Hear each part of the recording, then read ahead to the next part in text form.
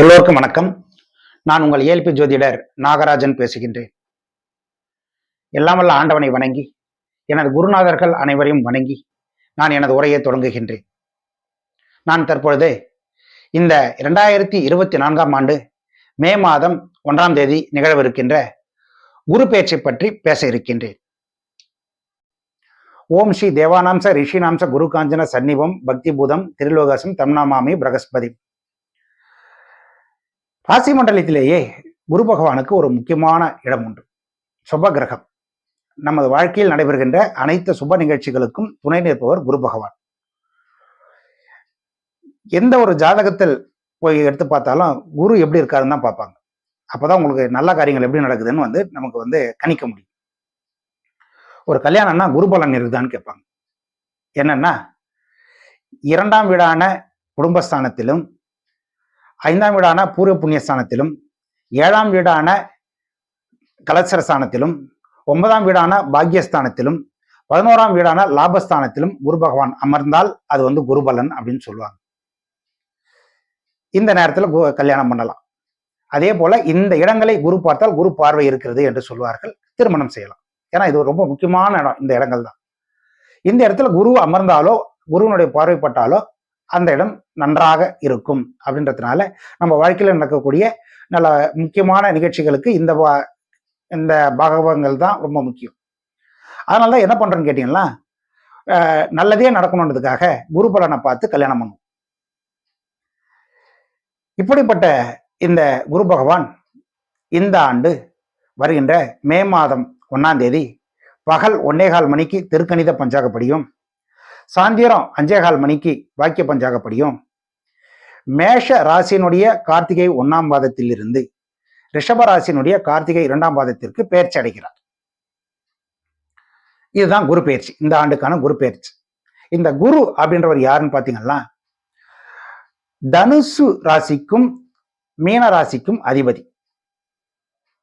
தனுசு ராசியிலிருந்து 6ஆம் வீடான ரிஷப ராசிக்கு இப்போ ஒரு மூவ் ஆகிறார். அதே மாதிரி மீனராசியிலிருந்து 3ஆம் இடமான ரிஷப ராசிக்கு இப்போ பெயர்ச்சி அடைகிறார். இப்போ இதுதான் இந்த குரு பெயர்ச்சிங்க. இந்த குரு பெயர்ச்சி ஓராண்டுக்கு அங்கேதான் குரு இருக்க போறார். குரு ரிஷபத்திலேயே தான் அடுத்த ஆண்டு 2025ஆம் ஆண்டு ஏப்ரல் மாதம் 30ஆம் தேதி வரைக்கும் இருக்க போறார்.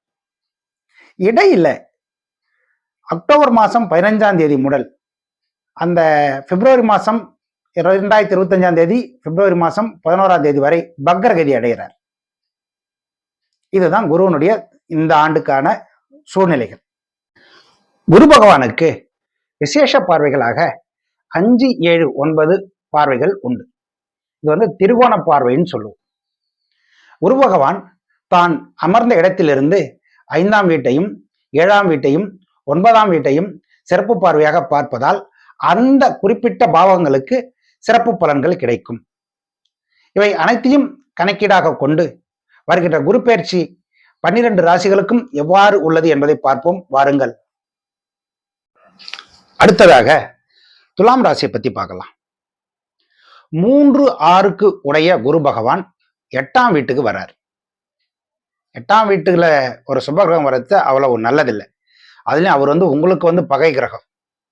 இது மிக பிரச்சனைன்னு தான் சொல்லுவாங்க. ஆனா அது மறைவு ஸ்தானம். கெட்டவன் கெட்டுடின் கிட்டிடும் ராஜயோகம் அப்படின்றது ஒரு பழமொழி. அதனால பெருசா கெடுபலங்களை கொடுக்க மாட்டார். அதே நேரத்துல நல்லதும் ரொம்ப அதிகமா பண்ண மாட்டார். 8ல வரதுனால என்ன, உங்களுடைய நீங்க கொஞ்சம் ஜாகிரதையா இருக்கணும். தேவையில்லாத பிரச்சனைகள்ல தலையிடக்கூடாது. பிரச்சனைகள் தேடி வரும். கொஞ்சம் ஜாகிரதையா இருக்கணும். நாம் உண்டு நம்ம வேலை உண்டுன்ட்டு இருக்கணும். 3, 6 கூடையவர் 8ல வராரு. கொஞ்சம் முயற்சிகள்லாம் அவ்வளவு பெரிய பலனை கொடுக்காது. கொஞ்சம் யோசிச்சு முயற்சி பண்ணுங்க. தேவையில்லாத விஷயங்களை போய் முயற்சி பண்ணி மாட்டிக்காதீங்க. மற்றபடி பயப்பட வேண்டியதில்லை. இவர் தனது 5ஆம் பார்வையாக 12ஆம் வீடான விரயஸ்தானத்தை பார்க்கிறார். சுப விரயங்கள் ஏற்படும். விரயங்களை சுப விரயங்களா நீங்க மாத்திக்கணும். நான் எந்த செலவுமே பண்ண மாட்டேன், நான் அப்படியே பணத்தை வச்சிருப்பேன்னா அது விரயமாகும். சுப விரயங்களா மாத்திக்கணும். நீங்களா மாத்திக்கணும். அதே மாதிரி வெளியூர் வெளிநாடு போகக்கூடிய யோகங்கள் வரும். அதை பயன்படுத்திக்கணும். டூர் போகிறதுக்கோ இல்லை ஒரு வேலை செய்யறதுக்கோ போகணும். அந்த மாதிரி போயிட்டு வந்தால் அது லாபம் உண்டு. வெளியூர் வெளிநாட்டில் போய் வேலை செஞ்சால் நல்ல லாபம் வரும். அலைச்சல் கூடும், கொஞ்சம் அலைச்சல் இருக்கும், தூக்கமின்மை ஏற்படும். இதெல்லாம் வந்து நீங்கள் பார்த்து அதுக்கேற்ற மாதிரி ஜாக்கிரதையாக நடந்துக்கணும். உங்களை நீங்கள் தான் வந்து பேலன்ஸ் பண்ணிக்கணும். அடுத்ததாக தனது 7ஆம் பார்வையாக 2ஆம் வீட்டை பார்க்குறார். தன குடும்பஸ்தானம். தனம் பெருகும், வருமானம் வரும். ஆனால் அது வந்து பெருசாக நீங்கள் வந்து சேமித்து வைக்க முடியாது. அதுக்கு தான் நான் என்ன சொல்கிறேன்னா, கொஞ்சம் சுப விரயங்களாக மாற்றிக்குவாங்க அப்படின்னு சொல்கிறேன். 8ல் இருக்கிறார் குரு. நீங்கள் அதை சுப விரயமாக மாற்றலைன்னா அது வேற மாதிரி போயிடும். அதனால் வருமானம் வரும்போதே அதை திட்டமிட்டு ஒரு சுப விரயமாக மாற்றிக்கணும். இல்லையா, கையில் வச்சிருக்க போகிறோன்னா ஒரு எஃப்டியில் போட்டு பத்திரமா வச்சுக்கோங்க. கையிலே பணமாக வச்சிருக்காதீங்க. குடும்பத்தில் இருக்கிற சில பிரச்சனைகள் நீங்கும். குடும்பத்தில் வந்து இருந்த சிக்கல்கள் முடிவுக்கு வரும். உங்கள் குடும்பத்தில் வந்து நல்ல அதாவது வந்து ஒரு நிம்மதி பிறக்கும். அதனால் அந்த குடும்பஸ்தானத்தை பார்க்குறாரு அவர். பேசும்போது வெளியில் போயிட்டு கொஞ்சம் ஜாகிரதையாக பேசுங்க. உங்கள் பேச்சுக்கு நல்ல வேல்யூ உண்டு. ஆனால் அதுக்குன்னு அவசரப்பட்டு பேசிடாதீங்க. கொஞ்சம் பார்த்து நல்லா பேசுங்க. பிள்ளைகளுடைய படிப்பு நல்லா இருக்கும். படிக்கிறவங்களுக்கு நல்ல படிப்பு உண்டு. அடுத்ததாக தனது 9ஆம் பார்வையாக இவர் உங்களுடைய சுகத்தாயாஸ்தானத்தை பார்க்கிறார். வீடு, வண்டி, வாகனம்லாம் வாங்கலாம், சொத்து வாங்கலாம். ஆனா கடன்ல தான் வாங்குற மாதிரி வரும். 6 8ல் வராரு. நீங்களா முயற்சி பண்ணி வீடு, வண்டி, வாகனம்லாம் வாங்குவீங்க. ஆனா கடன்ல தான் போகும். பரவாயில்ல, சுபவிரயம் நல்லது தான். இல்லைன்னா வேற மாதிரி கடன் அமைச்சிடும். அது வந்து நல்ல விஷயம்தான். தாயாருக்கு வந்து இருக்கிற நோய் பிரச்சனைகளுக்கு வந்து ஒரு தீர்வு கிடைக்கும். அவங்களால கொஞ்சம் சுகம் ஏற்படும். அதனால அதை பயப்பட வேண்டியதில்லை. ஏதாவது நோய்வாய்ப்பட்டாங்களா உடனே கொஞ்சம் ட்ரீட்மெண்ட் கொடுத்துருங்க. பெரிய பிரச்சனை ஆகிறதுக்கு முன்னாடியே அதை சரி பண்ணிடணும். அதே மாதிரி உங்க பார்ட்னர்ஸ், தொழிலில் இருக்கிற பார்ட்னர்ஸ் கிட்ட கொஞ்சம் அட்ஜஸ்ட் பண்ணி போங்க. ரொம்ப வலுக்கட்டாயமாக போய் வம்பு பண்ணாதீங்க, இல்லை ரொம்ப மல்லு கட்டாதீங்க. குரு 8ல் இருக்கிறார். கொஞ்சம் அப்படியே தட்டி கொடுத்து வேலை வாங்கிட்டு போங்க. ஸ்மூத்தாக அவங்க வேலை போகும். எனவே இந்த குரு பயிற்சியில் துலாம் ராசிக்காரர்கள் கொஞ்சம் ஜாக்கிரதையாக இருந்து தன்னுடைய வேலைகளை நாசுக்காக சாதிச்சுக்கணும் அப்படின்னு சொல்லி, மேலும் உங்களுக்கு எந்த பிரச்சனையும் இல்லாமல் உங்களுடைய வாழ்க்கை நடக்கணும் அப்படின்னா நீங்கள் நல்லபடியே குரு பகவானுக்கு ஒரு 9 வாரங்கள் நெய் தீபம் ஏற்றி வணங்குவதால் உங்களுடைய பிரச்சனைகள் நீங்கும் என்று சொல்லி, துலாம் ராசிக்காரர்கள் அனைவரும் சகல சௌபாகியங்களும் பெற்று நல்லதொரு வாழ்க்கை வாழ வேண்டும் என்று எல்லாம் உள்ள ஆண்டவனை வேண்டி வணங்கி கேட்டுக்கொள்கின்றேன். நன்றி, வணக்கம். அடுத்ததாக விருச்சிக ராசி பத்தி பார்க்கலாம். 2ஆம் வீட்டிற்கும் 5ஆம் வீட்டுக்கும் உடைய குரு பகவான் உங்களுடைய 7ஆம் வீட்டுக்கு வரார். அது வந்து கலத்திரஸ்தானம்.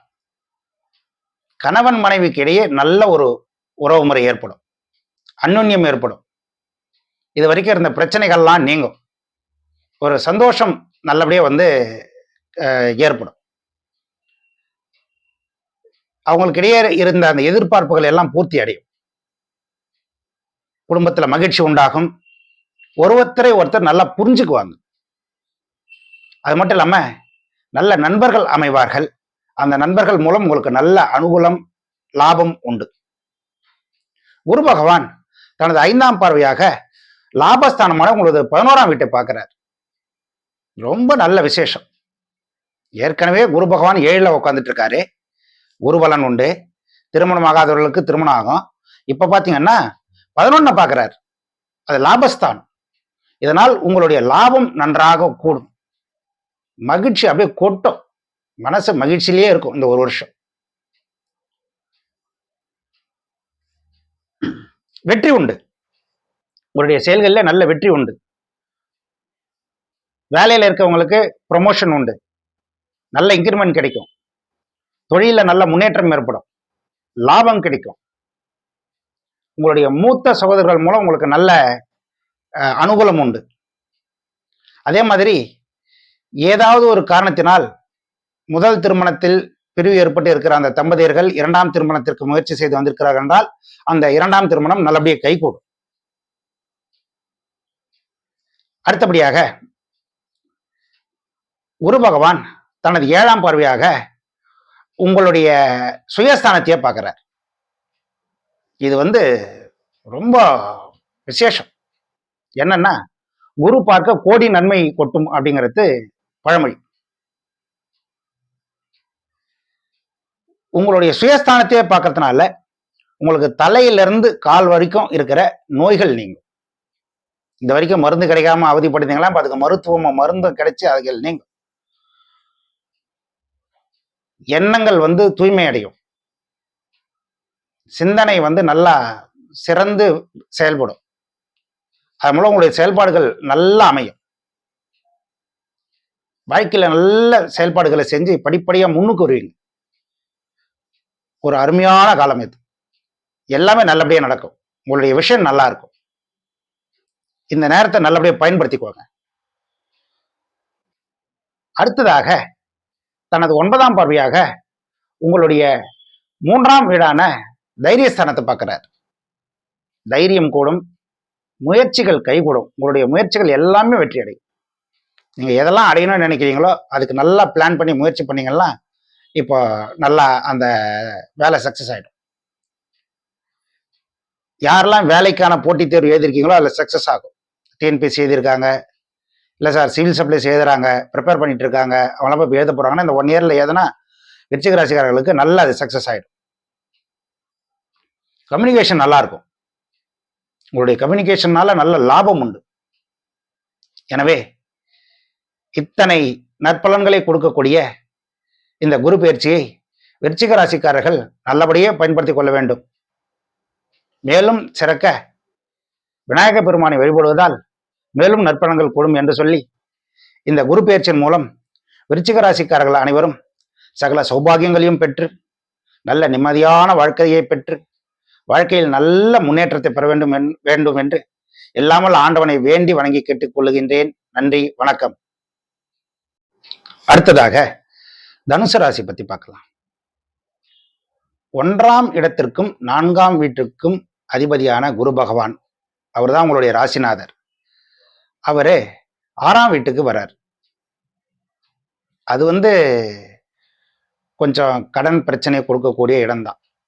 அதுலேயும் 1, 4 கூடையவர் 6ல் வர்றாருன்னா நீங்க வீட்டுக்காக கடன் வாங்குற மாதிரி வரும், வண்டி வாகனங்களுக்காக கடன் வாங்குற மாதிரி வரும், கடன் வாங்கி ஒரு சொத்து வாங்குற மாதிரி ஒரு சூழ்நிலை வரும். அதை கொஞ்சம் பார்த்து உங்களால முடிஞ்ச அளவுக்கு வாங்குங்க. ஏன்னா நிறைய வாங்கிட்டு பின்னாடி கஷ்டப்படாதீங்க. தீர்க்கக்கூடிய கடன் தீரா கடனா மாறிடக்கூடாது, அகல கால வைக்கக்கூடாது. அது மட்டும் இல்லாம 6ஆம் வீடுன்றது பிரச்சனைகளை தரக்கூடிய ஸ்தானம். தேவையில்லாத பிரச்சனைகளை போய் தலையிடக்கூடாது. தேவையில்லாம யார்கிட்ட போய் எதுவும் பேசக்கூடாது. அதன் மூலம் பிரச்சனைகள் வரும். ஒரு போலீஸ் ஸ்டேஷன் போற மாதிரி ஒரு சூழ்நிலை வரும். அதனால கொஞ்சம் ஜாகிரதையா இருக்கிறது நல்லது. ஏன்னா உங்க ராசியாதிபதியே போய் 6ல் உட்கார்றாரு.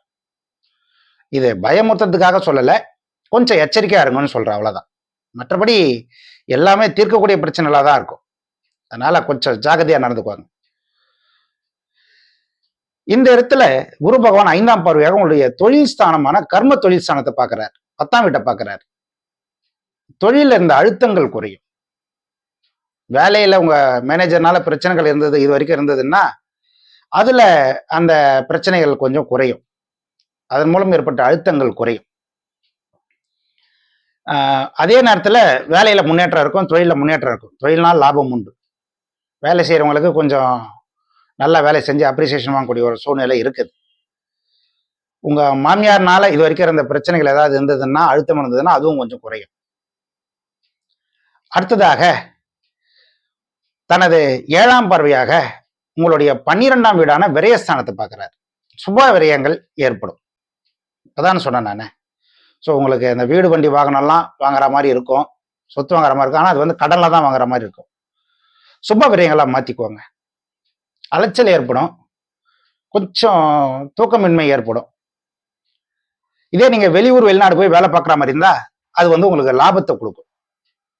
அந்த வாய்ப்புகளும் உண்டு. இந்த இடத்துல நீங்க தான் கொஞ்சம் கவனமா உங்களுடைய லெவலுக்கு ஏற்ற மாதிரி உங்களுடைய கடன்களை நீங்க மதிப்பிட்டு அதுக்கேற்ற மாதிரி ஜாக்கிரதையா கட்டுக்குள்ள வச்சுக்கணும். அடுத்தது தனது 9ஆம் பார்வையாக குடும்பஸ்தானத்தை பார்க்கிறார், தன குடும்பஸ்தானத்தை பார்க்கிறார். இதனால தனவரவு நல்லா இருக்கும், வருமானம் கூடும், பிள்ளைகளுடைய படிப்புலாம் நல்லா இருக்கும், உங்களுடைய படிப்பு படிக்கிற பசங்களுக்கு தான் நல்லா தான் இருக்கும். ஆனா என்னன்னா எவ்வளவுதான் வந்தாலும் அதுக்கான செலவுகளும் கூடவே இருக்கும். அதனால நம்ம திரும்ப திரும்ப சொல்றது, இந்த ராசிக்காரர்கள் கொஞ்சம் சுப விரயமா அதை மாத்திக்குவாங்க. நீங்க அப்படியே கொஞ்சம் விட்டீங்கன்னா தேவையில்லாத வீண் செலவாயிடும். எச்சரிக்கையா இருக்கணும், கவனத்தோட இருக்கணும்.